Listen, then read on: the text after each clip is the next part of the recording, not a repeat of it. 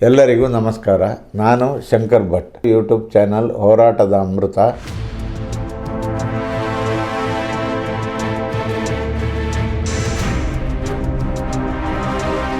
Covid ಲಸಿಕೆಯಿಂದ ಅಪರೂಪದ ಅಡ್ಡ ಪರಿಣಾಮ ಉಂಟಾಗಬಹುದು ಅಂತ ಒಪ್ಪಿಕೊಂಡ ಬಳಿಕ ಕೋವಿಡ್ ಲಸಿಕೆಯನ್ನ ಜಾಗತಿಕವಾಗಿ ಹಿಂತೆಗೆದುಕೊಳ್ಳಲು ಆಸ್ಟ್ರಾಜೆನಿಕಾ ಆರಂಭಿಸಿದೆ. ವಾಣಿಜ್ಯ ಕಾರಣಗಳಿಗಾಗಿ ಲಸಿಕೆಯನ್ನ ಮಾರುಕಟ್ಟೆಯಿಂದ ಹಿಂತೆಗೆದುಕೊಳ್ಳಲಾಗ್ತಾ ಇದೆ.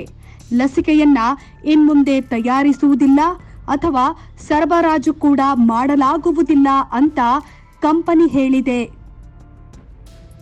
ಕೋವಿಡ್-19 ಸಾಂಕ್ರಾಮಿಕ ರೋಗದ ನಂತರ ನವೀಕರಿಸಿದ ಲಸಿಕೆಗಳ ಹೆಚ್ಚುವರಿಯಾಗಿ ಲಭ್ಯವಿದೆ. ಇದು ಲಸಿಕೆಗೆ ಬೇಡಿಕೆಯಲ್ಲಿ ಕುಸಿತಕ್ಕೆ ಕಾರಣವಾಗಿದೆ. ಹೀಗಾಗಿ ಈ ಕ್ರಮಕ್ಕೆ ಮುಂದಾಗಿದ್ದೇವೆ ಅಂತ ಕಂಪನಿ ತಿಳಿಸಿದೆ. ಕಂಪನಿಯು ತನ್ನ ಮಾರ್ಕೆಟಿಂಗ್ ಅಧಿಕಾರವನ್ನ ಸ್ವಯಂ ಪ್ರೇರಣೆಯಿಂದ ಹಿಂತೆಗೆದುಕೊಂಡಿರುವುದರಿಂದ ಲಸಿಕೆಯನ್ನ ಇನ್ಮುಂದೆ ಯುರೋಪಿಯನ್ ಒಕ್ಕೂಟದಲ್ಲಿ ಬಳಸಲು ಅಧಿಕೃತಗೊಳಿಸಲಾಗಿಲ್ಲ. ಹಿಂಪಡೆಯಲು ಅರ್ಜಿಯನ್ನ ಮಾರ್ಚ್ 5ರಂದು ಸಲ್ಲಿಸಲಾಗಿತ್ತು. ಮಾರ್ಚ್ 7ರಿಂದ ಜಾರಿಗೆ ಬಂದಿದೆ.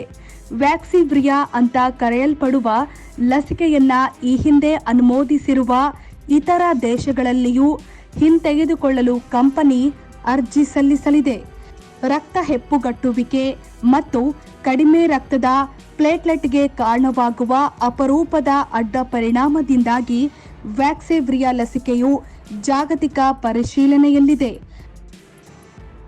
ಫೆಬ್ರವರಿಯಲ್ಲಿ ಹೈಕೋರ್ಟ್ಗೆ ಸಲ್ಲಿಸಿದ ನ್ಯಾಯಾಲಯದ ದಾಖಲೆಗಳಲ್ಲಿ ಲಸಿಕೆ ಅಪರೂಪದ ಸಂದರ್ಭದಲ್ಲಿ ಅಡ್ಡ ಪರಿಣಾಮ ಉಂಟು ಮಾಡಬಹುದು ಅಂತ ಆಸ್ಟ್ರಾಜೆನಿಕಾ ಒಪ್ಪಿಕೊಂಡಿತ್ತು.